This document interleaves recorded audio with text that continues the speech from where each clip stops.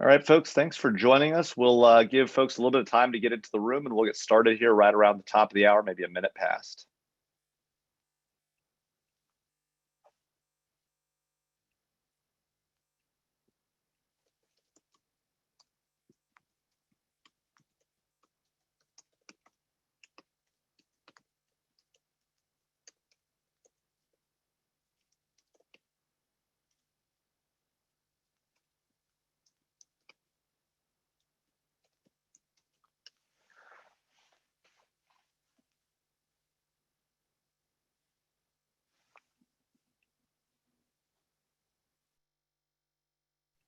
So, folks in the audience, thanks for joining us. We're just giving people about another 30 seconds to join, and then we'll get rolling right away.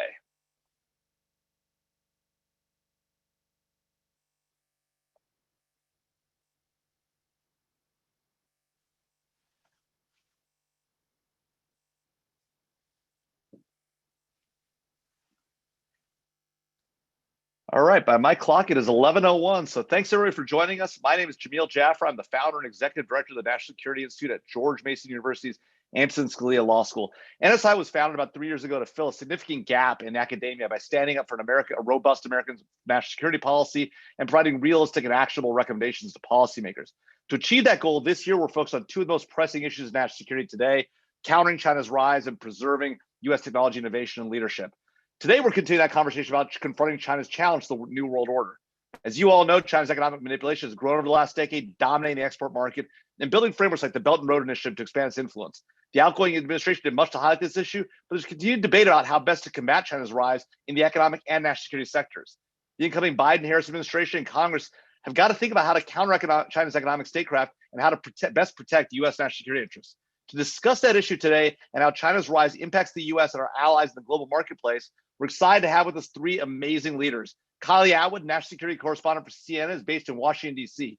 Since joining CNN in 2019, Kylie's report on developments in U.S. national security, including Russia, Afghanistan, China, and Mexico. Kylie was included in Crane's News Pro's 12 to Watch in TV news, and prior to joining CNN, she was CBS News' State Department reporter. Ryan Haas is a fellow in the Michael Armacost Chair in the Foreign Policy Program at the Brookings Institution, where he holds a joint appointment in the John L. Thornton China Center and the Center for East Asia Policy Studies. He's also the interim Chen Fu and Celia Yan Ku Chair in Taiwan Studies. Ryan focuses his research and analysis on enhancing policy development on the pressing political and economic security challenges facing the U.S. and East Asia. From 2013 to 2017, Ryan serves as the director for China, Taiwan, and Mongolia at the National Security Council staff. And last but certainly not least, Ambassador Kurt Tong is a partner at the Asia Group, where he leads the firm's work in Japan and the broader East Asia region. A leading expert in diplomacy and economic affairs in East Asia, Ambassador Tong served for 3 decades in the State Department as a career Foreign Service officer and a member of the Senior Foreign Service. Most recently, Ambassador Tong served as Consul General and Chief of Mission in Hong Kong and Macau from 2016 to 2019, the Principal Deputy Assistant Secretary for the Bureau of Economic and Business Affairs at the State Department from 14 to 16, and as Deputy Chief of Mission and Charge at the U.S. Embassy in Tokyo from 2011 to 2014. Prior to his positions, Ambassador Tong served as ambassador to APEC in 2011 and led the U.S. chairmanship of the organization during the most productive periods in APEC's history. I'd like to thank Kylie, Ryan, and Ambassador Tong for joining us. Kylie, it's all yours. Take it away.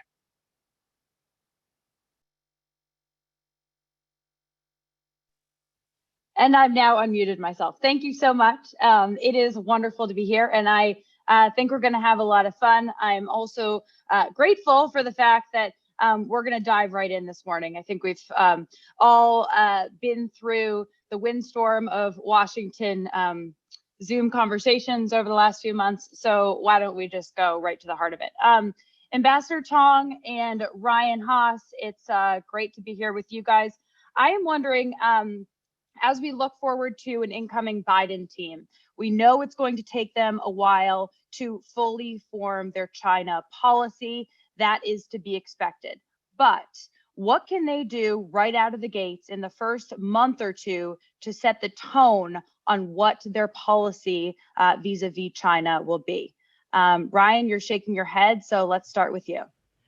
Well, Kylie, thank you for the question, and Jamil, thank you for bringing us together. It's my honor to be with you guys. To get at your question, Kylie, I have a somewhat counterintuitive view, which is that the United States doesn't need to be in a rush to reset the relationship with China. What it needs to be doing is working to restore leverage for dealing with China. And there are a few ways that I would encourage us to think about that. The first is it will help the more that the United States is able to demonstrate capacity for self-correction on domestic challenges that we confront. There is a view that is taking root in Beijing that the United States is losing its capacity for renewal and self-correction. I would love to see us prove those views wrong. Secondly, I think that it will help us to restore our international prestige if we're seen as being able to make progress on thorny domestic issues, but also on knitting together a collective effort for dealing with some of the transnational problems that we confront, whether it be climate change, COVID-19, vaccine distribution, et cetera. And then related to that, I think that an early priority of the Biden administration will be to strengthen cohesion with allies and partners, getting all of us on the same page. The more that we were able to do that, I think the stronger position we will be in to deal with China. Ambassador Tong. So I'm going to disappoint you and everybody by like completely agreeing with Ryan. So I realize that that is a boring thing to do at the beginning of a webinar, but maybe I'll elaborate on it a bit. I don't think it's the responsibility of the United States to try and set a specific tone with China, and tone is a tactical consideration rather than a strategy.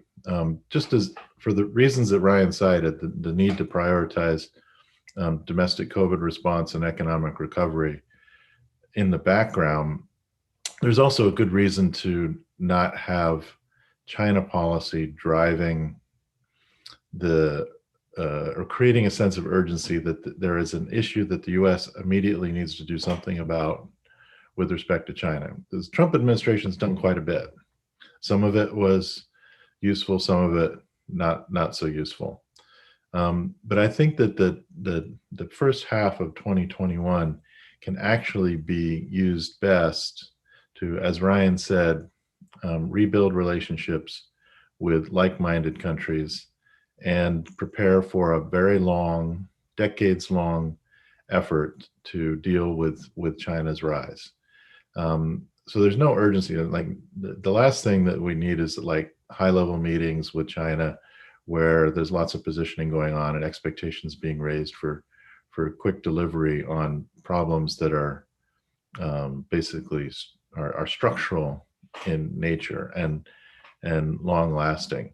If I could give just one more bit of background to that, I think one of the key things is to frame this whole challenge properly, because there are, there's these debating schools of thought about what to do about China. So, and they tend to center around two questions: can the rest of the world change China, and does China want to change the rest of the world?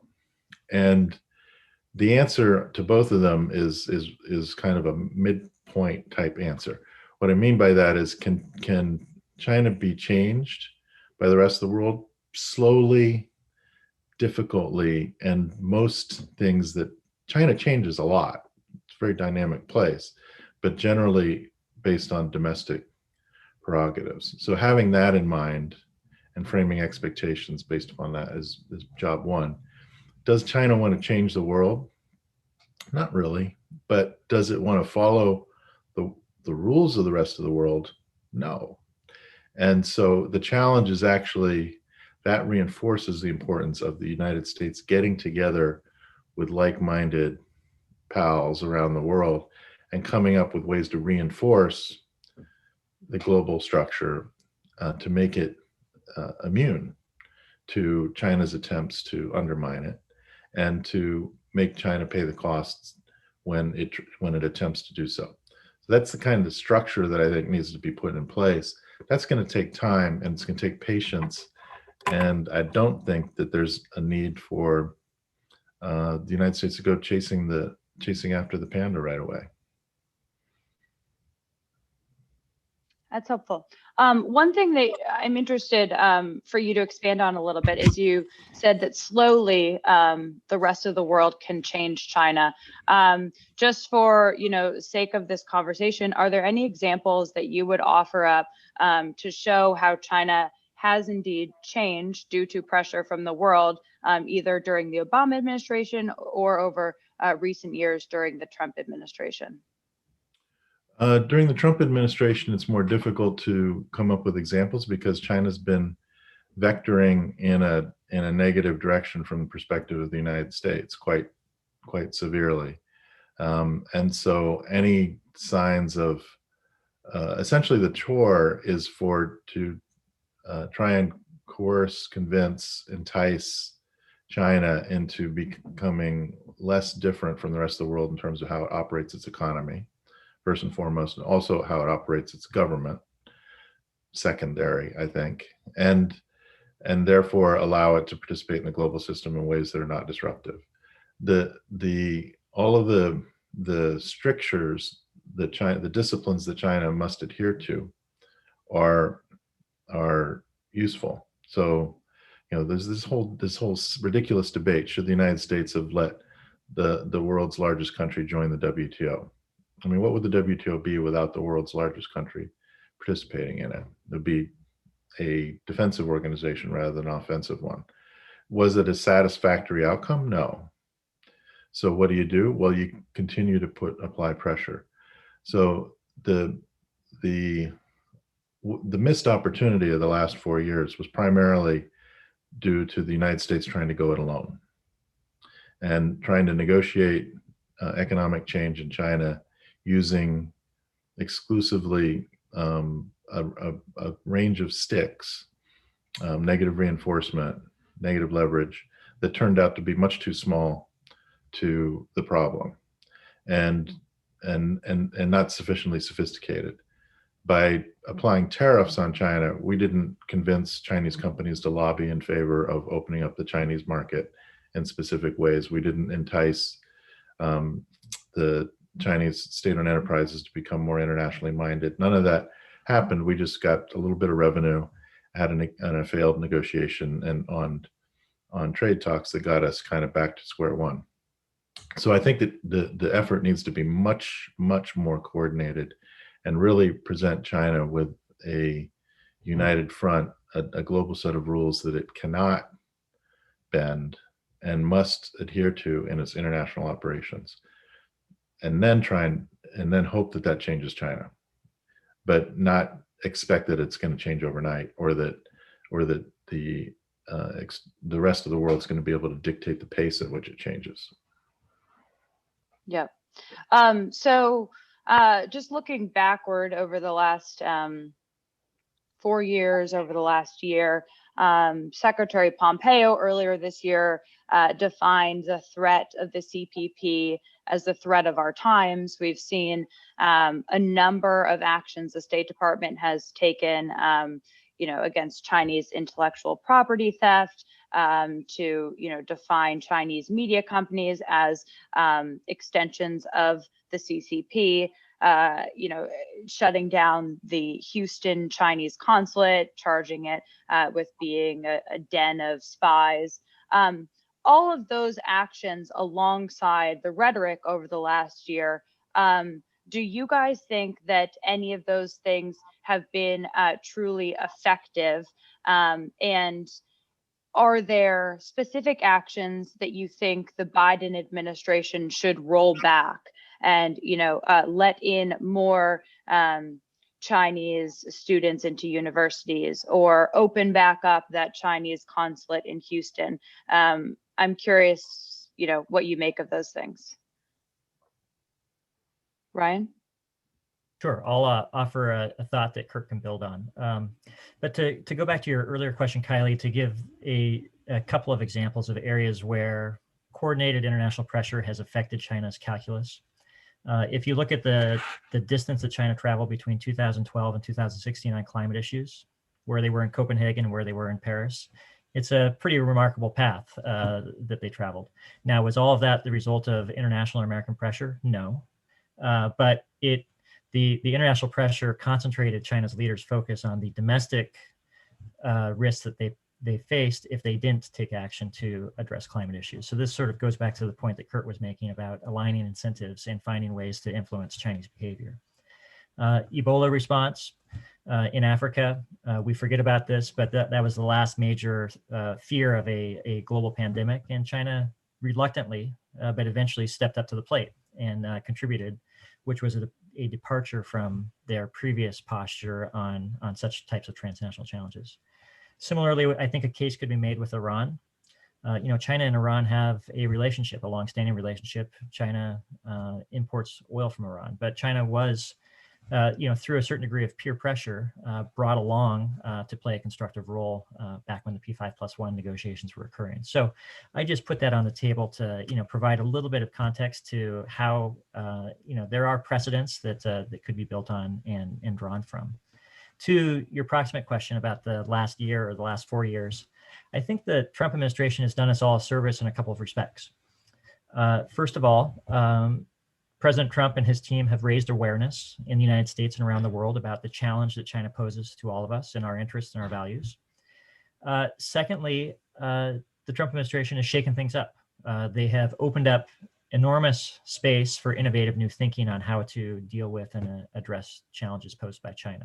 We have moved beyond the playbook that Democrats and Republicans sort of pass back and forth to each other for 40 years. And third, they have tested the proposition, as Kurt was indicating, that you can change China by imposing intense unilateral pressure. We've run that experiment now for 4 years, and it failed. China did not bend to our will under the weight of tariffs or other economic pressure. The Chinese Communist Party has not collapsed under the weight of insults from Mike Pompeo or others. And, we've found the outer boundaries of how much unilateral pressure can affect some of their calculus.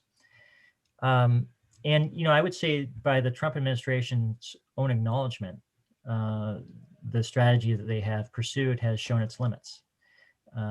Secretary Pompeo and others talk often about how China's behavior is getting worse and worse as time goes by.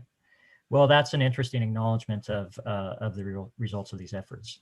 So just to go back to where I started, I do think that there is space that has opened up for new thinking on how to deal with China. And I hope that we collectively as a community and also the incoming administration, take up that opportunity to advance some new ideas. Yeah, if I could just supplement that, I think it's important to acknowledge the identification of the problem as a real big step forward. Then the steps kind of went beyond that to letting essentially rhetoric drive policy rather than be a derivative of policy.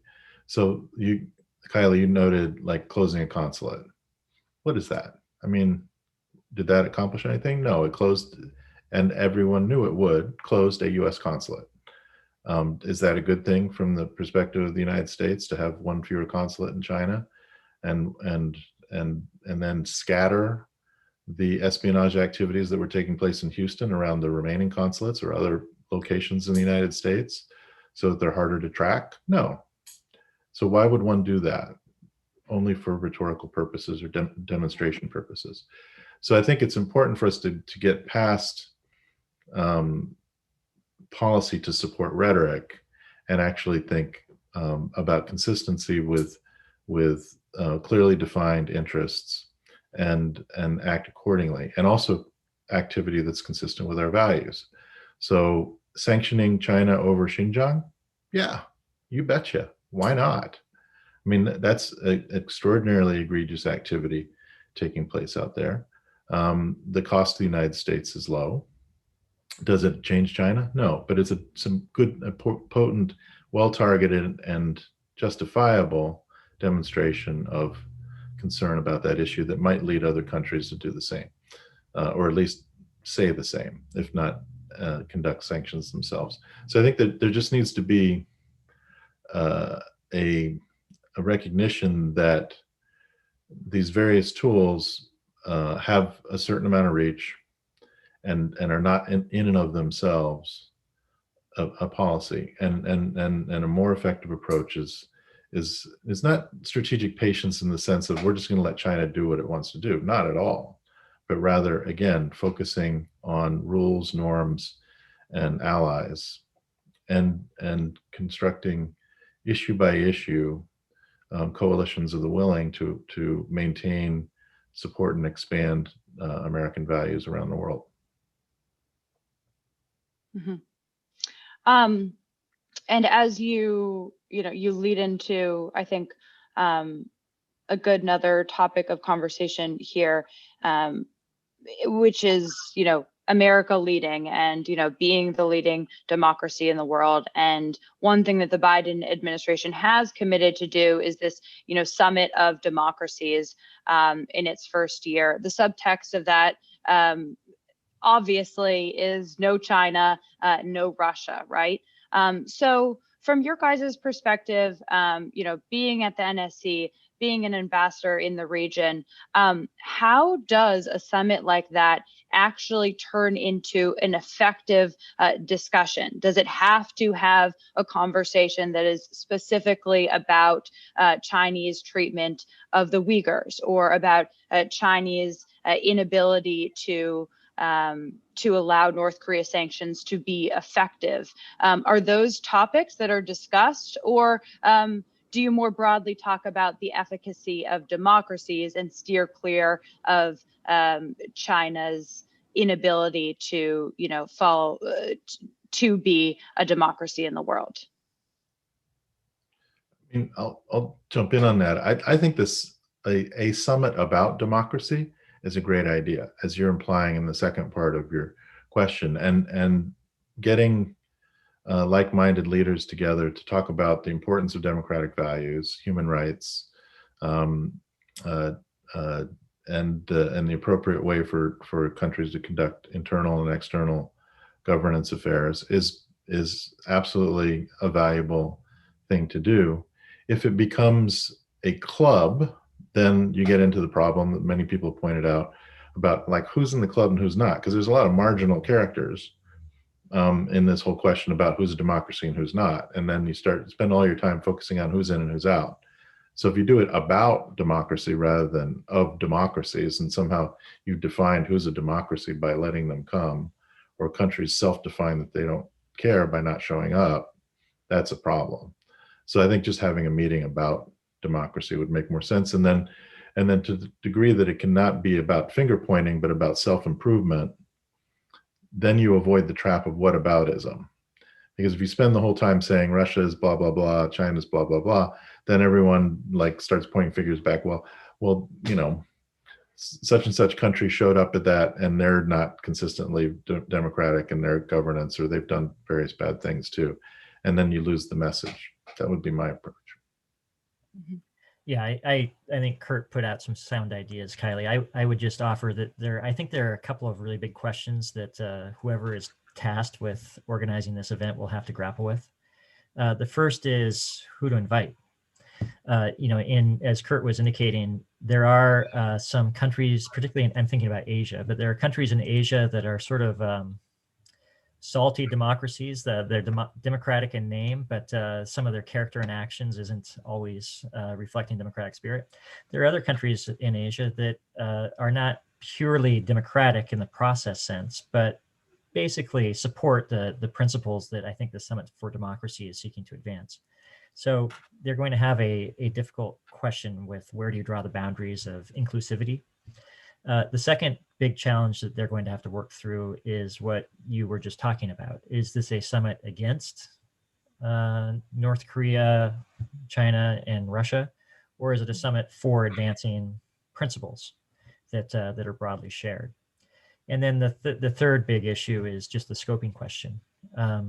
My bias is always towards having a narrower set of concrete actions that we're trying to drive towards, rather than sort of some big amorphous, ambitious enterprise that serves as this Christmas tree that everyone hangs ornaments on. But to the extent that the organizers are able to really focus it on things like human rights, rule of law, addressing kleptocracy, things like this that have sort of concreteness to them, I think that the greater the likelihood of this project gaining momentum.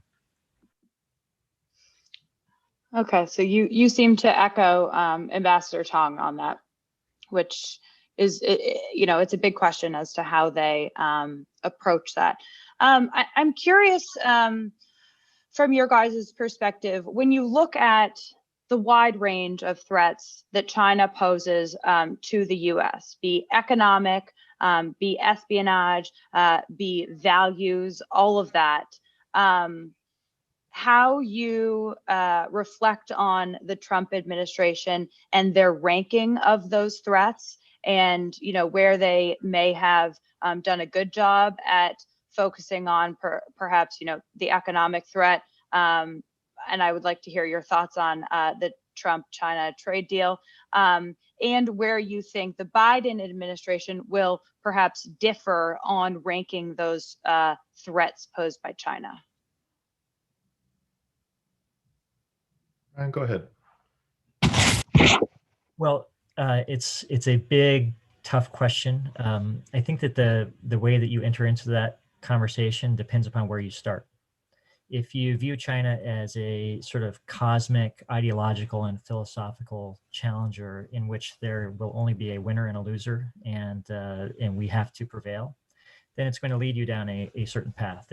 If you accept the view that the United States and China are going to exist in the international system as the two largest, most heavily resourced powers in the world, it takes you down a different path. I tend to support what Kurt was saying a moment ago, that the United States and China are engaged in a long-term competition. It's a competition where the United States and China have a sort of a different set of assumptions and a different bet.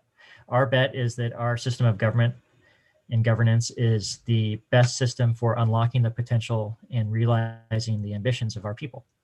And the Chinese have a different view. They think that their system will, over time, prove to be the strongest, most resilient, the most capable of accreting power in the international system. And, we won't know the answer to this for decades. It's going to be a long-term systems challenge, and let the best system prevail. I will tell you where I'll put my money, and that's on ours. But to the broader question, Kylie, which you are driving towards, which are China's ambitions, I really think that it's a two-part question. The first is, how does China define its ambitions? And then the second is, how likely is China to achieve them? And this is an issue on which there is not consensus in the China watching community. There's an intense and ongoing debate. So I won't pretend to give you a definitive answer, but I'd be happy to provide a perspective if it's useful after Kurt jumps in. I'm not sure personally, my view is that the economic threat is the most significant one in the near term. But the economic threat, security threat, values threat, all of them need to be addressed and dealt with using the right tools and the right positioning in order to project American power in positive ways. I would hesitate to say that there's any need to establish a pecking order among the various issues, and doing so can often lead you in the direction of policy mistakes. Like, for example, I was talking to someone yesterday about North Korea situation. Last thing you'd ever want to do is say, well, if China does what's probably in its own interest to help the rest of the region in dealing with the North Korean threat, that then they should get some quid pro quo for that on other issues. So ranking and categorizing can be a treacherous exercise. Ryan, do you want to add to that, or can I jump off of something that the ambassador said? No, the only thing I would add is a brief addendum, is that for a long time there was an effort in the U.S.-China relationship to keep issues separated, to keep the lanes sort of demarcated. And President Trump, when he was addressing the North Korea issue, he sort of blurred those lines. He said, if China does me a solid on North Korea, I will take it easy on them on trade issues. that was a significant moment. It was a departure from the way that the relationship had been managed for a long period of time. And it resulted in sort of this jumbled knot of issues that became very difficult to untangle.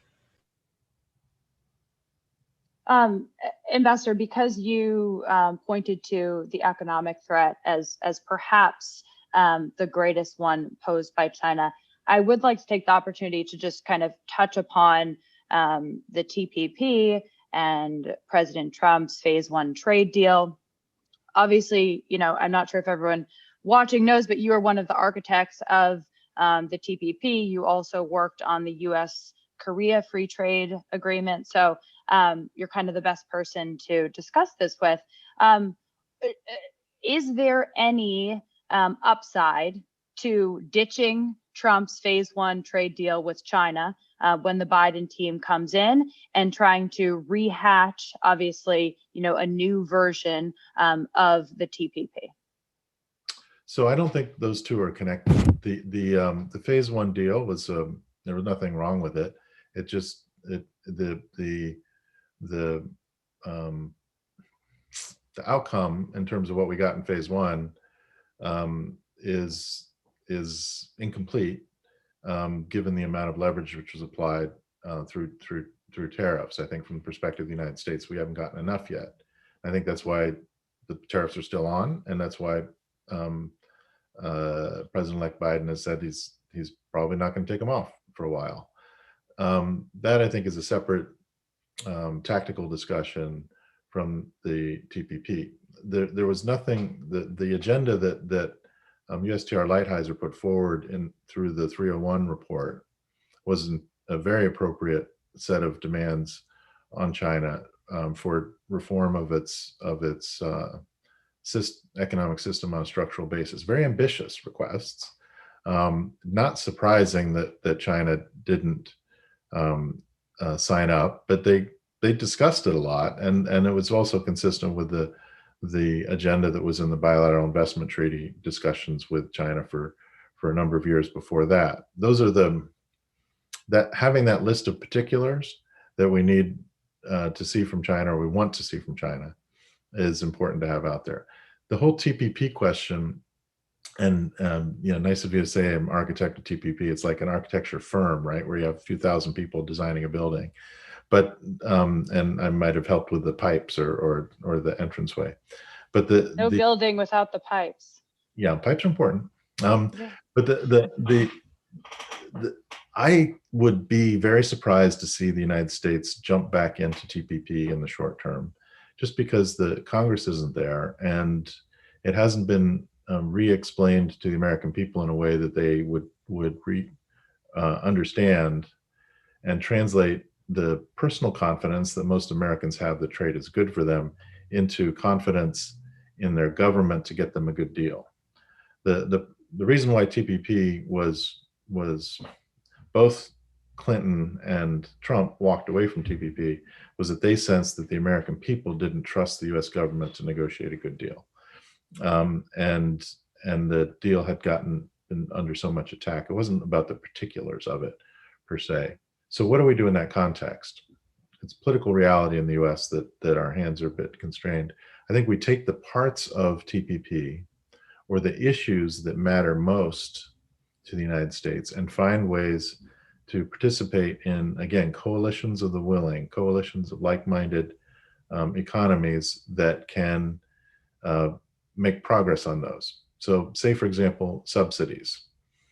The proper venue for that would be both the WTO and regionally to try and reach agreement among nations of the Indo-Pacific, where China has the biggest impact, to establish rules that would constrain China's ability to use subsidies to assist its presence in the region.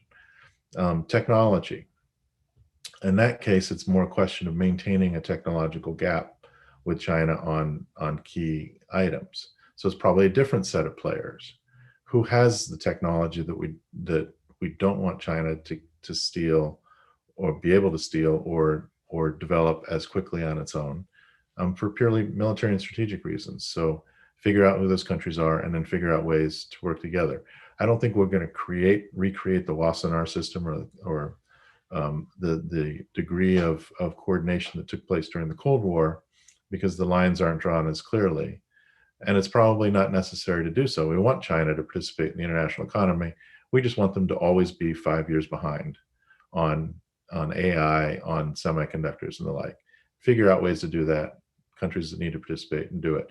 On and on and on down the list of issues. That to me is the right way to use American diplomatic strength and energy, as opposed to trying to join one of these clubs that where you make huge effort to create an agreement, and at the end of the day, the bottom line outcome may just be a set of compromises. Ryan, do you want to add anything to that? I mean, I think that Kurt laid it out exceptionally well. Yeah. The only thing I would challenge him on is the idea that he was only in charge of the plumbing and wiring of the building that was built. Kurt, as you indicated, played a very important role on a lot of those discussions.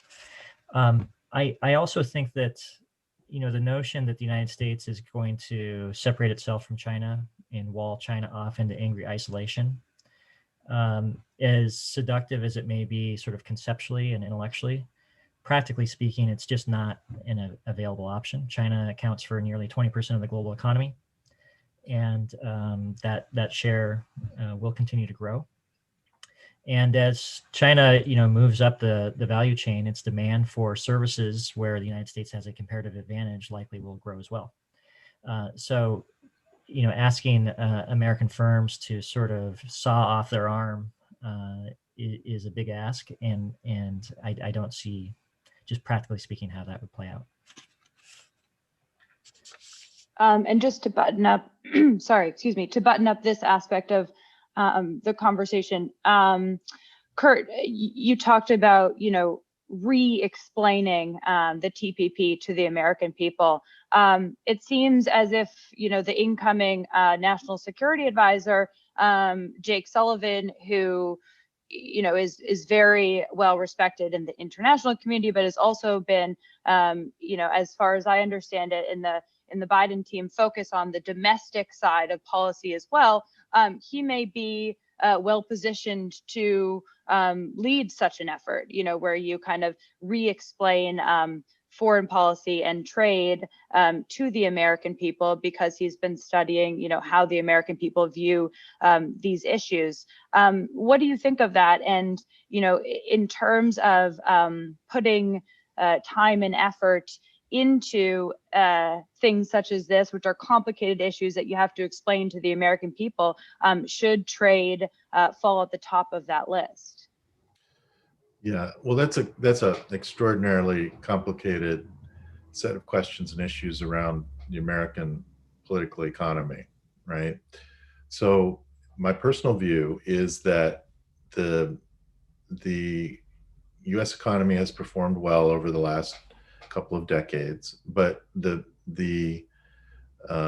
for a lot of Americans, they do not feel economically secure, that their grip on their job is tenuous. So even if they might have seen an increase in their bottom line take home, and they might have been able to save a little bit, and they may have recovered from the 2008-2009 self-imposed financial crisis, they're still worried.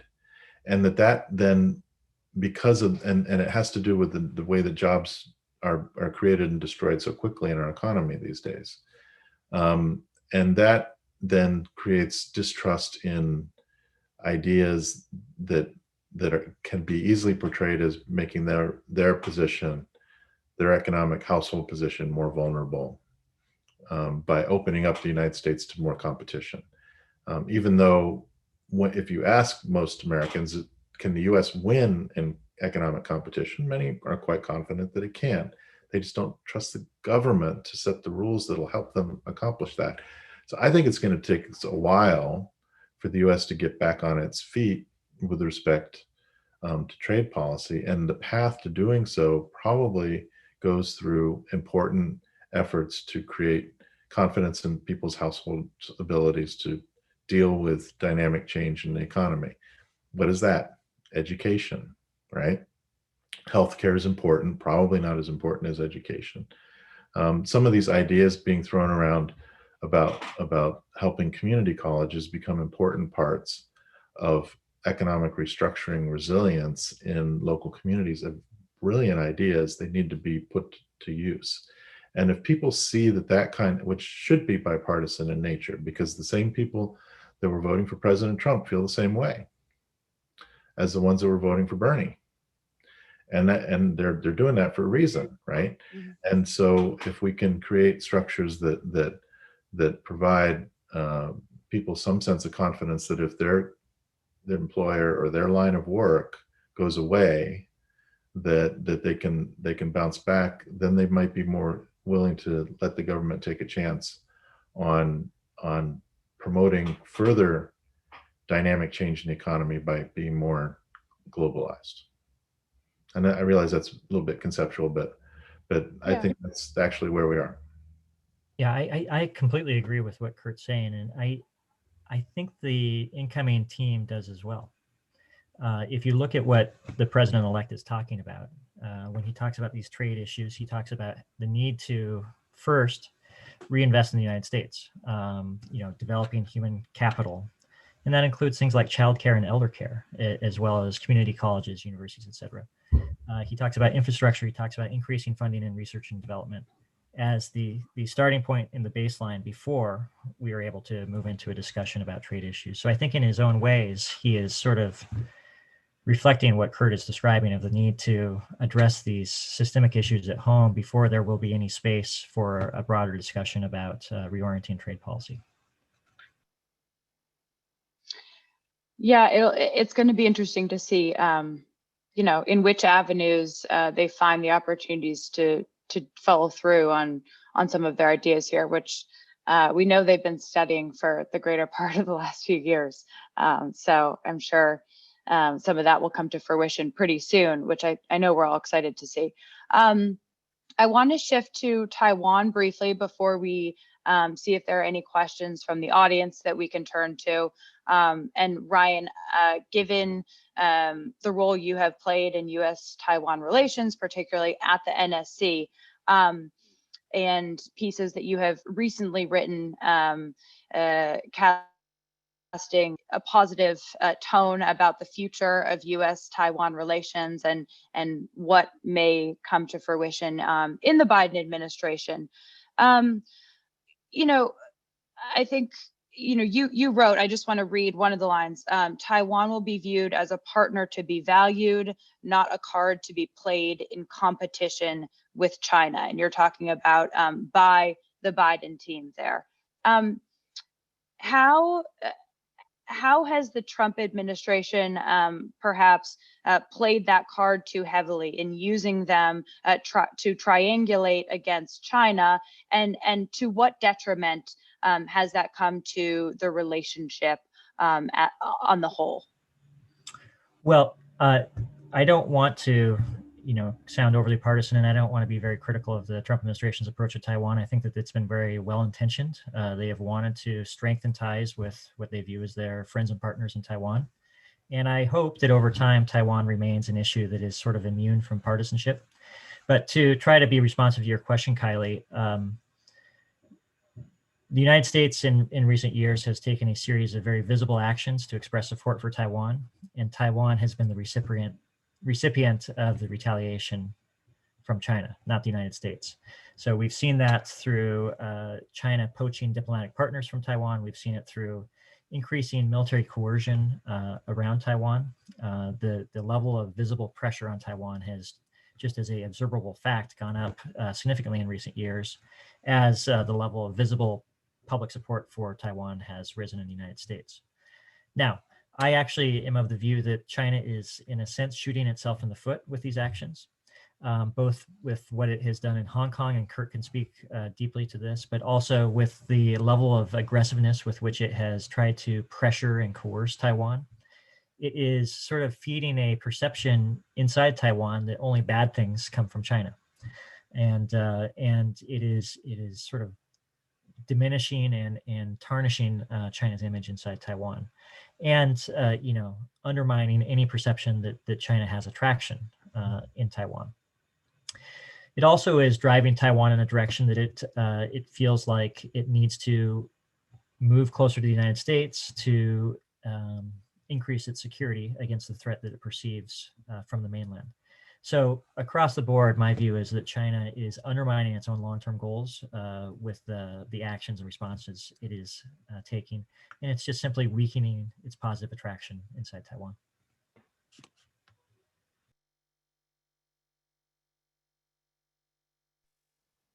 Ambassador Tong, do you want to add to that? I mean, I know that obviously, living in the region, you've seen the progression of Taiwan over the last few decades. Any other insights that you think are important to take into consideration? I would just add one point that the Taiwan's a lot of smart people there, and they think very, very carefully and seriously about their relationship with the United States, with the rest of the region, and with China. And so I would like to see us talk to those people a lot and listen to what they say about what they think is the right mix of reinforcing the relationship with the United States and others, and risk-taking vis-a-vis China, because there's a path forward there. I think the U.S.-Taiwan relationship is an important one and can be strengthened. I'm personally a fan of doing more on the economic front, which is not purely a zero-sum kind of equation vis-a-vis Taiwan's relationships with the mainland, but rather create more options and more resilience for the Taiwan economy, and other steps of that along those lines that don't necessarily create more risk or a flare-up, which because I just don't trust China to always do. I think they would probably. I mean, I got a little bit of sense that China wouldn't make a huge mistake on Taiwan, but there's always that possibility, and we don't need to be pushing them in the direction of doing something stupid. Got it. All right, I'm going to look at what questions we have in the queue from folks now and see what we can dive into from folks who are listening. Okay, so here is one question from Michelle Schacht. Please address Americans' perception of job security related to intellectual property enforcement. Sorry, 1 second. Intellectual property enforcement, antitrust, tech monopoly regulation, reform of DMCA, Section 230, as an economic priority for the Biden administration. So I think, Ambassador Tong, that's probably a good one for you to dive into, just because you specifically talked about 230. Well, that's a lot of different issues. Yeah. And some of them they're not all consistent with one another. I think it's really important to, intellectual property is property, and it's easier to steal intellectual property than it is to steal other types of property, and it needs to be defended and enforced, and there needs to be strong ways of doing it. Working in that area should always be a high priority for a idea-based, innovative economy like the United States, and so that should certainly be a high priority. There are really complex issues around data governance, antitrust, and the questions about how the internet and e-commerce should be regulated and managed. I'm not sure whether we want to get into those today. I think that in a China context, it's very important to recognize that China unilaterally has led us into a situation where much of the internet economy and e-commerce are separated. by China, not by us, and that's created an ecosystem, a separate ecosystem within the Chinese economy that in some ways is just kind of irrelevant to the United States, in some ways could become a concern or a threat to the United States. And I think that needs to be watched really, really closely, and appropriate action taken. I think the biggest emphasis in the short term should be around ideas of data governance and the fundamental concept of making sure that the internet is as unfettered as possible in its ability to share ideas and information, and keep China isolated. Currently, China is quite isolated in the approach that they take to the internet economy. I think we should keep them there. Okay, forgive me for playing popcorn, but we are going to go back to Taiwan for a second. This is a question from Mike Nelson from Carnegie.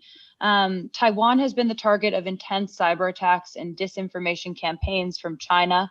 In response, Taiwan's digital minister, Audrey Tang, has led some very innovative efforts to debunk propaganda.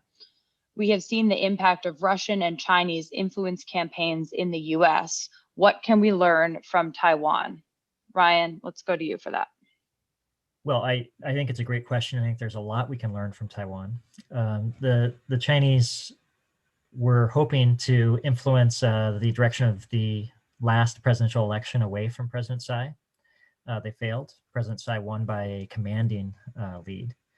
And part of that was because Audrey Tong and her team were so effective at rapidly responding to these incidents of disinformation and attempts to try to sow confusion within Taiwan society.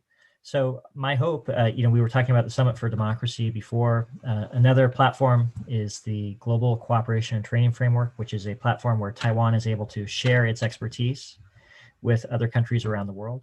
Taiwan is at the leading edge on dealing with these issues, and we should be encouraging them to share the best practices that they've developed with many countries, because it's not just Taiwan and the United States that are having to contend with these problems.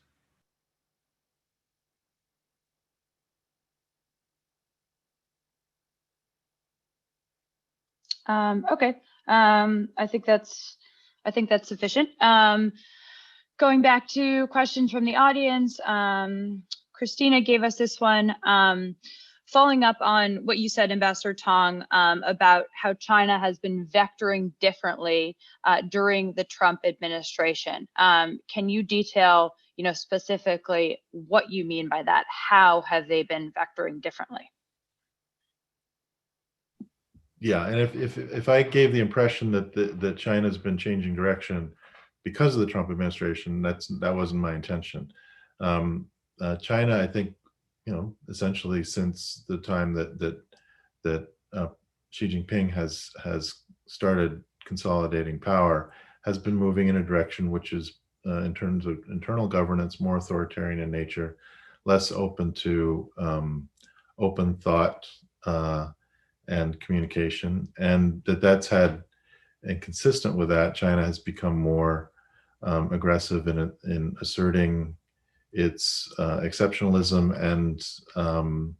and its point of view internationally in more aggressive ways, and attempted to use positive and negative leverage to influence its external environment with much more energy in the last 5, 6, 7 years. So and that's not something that it's not the U.S.'s fault, but it's just sort of a fact. Kylie, if I could just add to what Kurt was saying, I served in the embassy in Beijing from 2008 to 2012.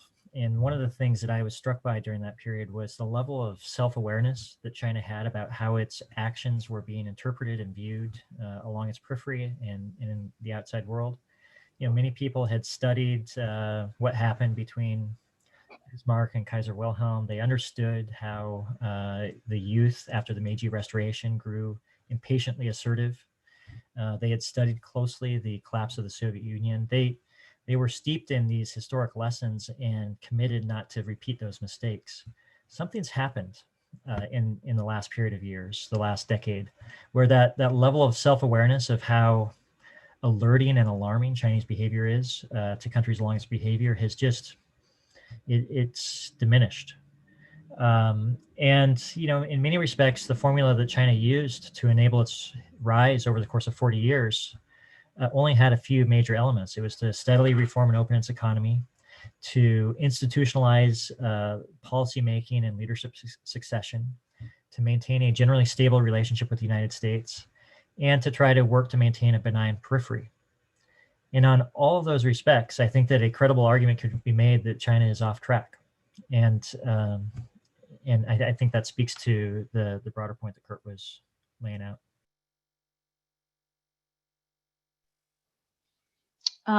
That's really interesting insight from your time on the ground there. Selfishly, from a reporter's perspective, I'm trying to figure out, you know, who the the Biden team is going to put in place as ambassadors in these incredibly important roles, particularly in Beijing. I'm wondering, you know, if you guys have a perspective as to what kind of person at this moment in time they need to put as their chief of mission ambassador in Beijing. Ryan? Well, I'll be curious to hear what Kurt has to say. I mean, my view is that the attributes that I think would be helpful for an ambassador would be a certain degree of knowledge and sophistication about China, its history, its ambitions, its the cross currents that are sort of pushing China in different directions. But more importantly, a relationship with the president, because the more that the Chinese see the ambassador as representing the president's views and the president's voice, the harder it is for them to discount or diminish the messages that they're receiving. And the incoming ambassador is going to have to deliver some tough messages over the course of the coming years, because there are, as we've been discussing, real structural issues that are going to need to be contended with. Yeah, I would just add to that. I think Ryan should do the job, but the leadership and resilience as personal characteristics. It's a tough job in Beijing, because you are, it's not a friendly environment, and there's no way to use charm to change Chinese policy. So, and you know, that's the kind of thing ambassadors kind of like to try and do. Like, I'm just going to be like really convincing and really smart and really nice, and everyone's going to change their mind. It's not going to work. So in that environment, having and leading a large team, a very important team of people who are understanding what's happening in China and interacting with the Chinese government on specific U.S. interests, that's really important to be resilient and be able to handle setbacks. I thought Ambassador Branstad scored well in that regard. He I think was chosen because of his pre-existing relationship with Xi Jinping as governor of Iowa. And I don't think that Ambassador Branstad would say that had a lot of impact on Chinese policy. But as a person, he did a nice job keeping the information going and executing leadership within the mission. Yeah, we didn't hear about him all that much here in Washington, but I do think that folks thought he did a great job with a really hard assignment. So I appreciate it, you guys. I'm going to turn the conversation back to Jamil to wrap things up, but it's been fruitful and interesting, and I really appreciate everyone tuning in. Yeah, thanks everybody to being here. Thank you, Ambassador Tong, Ryan, Kylie. A great conversation. Look, obviously, a critically challenging issue for us to deal with, and an important issue. And as Ambassador Tong said, and Ryan mentioned, look, this is a long-term thing. This is not going to be solved tomorrow. It's not going to turn completely on who we put in Beijing as the ambassador, but these are important decisions, and they're important decisions to make about the trade, the economic situation going forward. So thank you all for being here. If you want more information about NSI, read our papers, please check out our website at nsi.gmu.edu. After the webinar ends, there will be a survey. Please fill it out. Let us know what you think about the event. And also, we look forward to seeing you on later events on countering China's rise and preserving U.S. and technology innovation leadership in the new year. And finally, follow us on Twitter at MasonNatSec.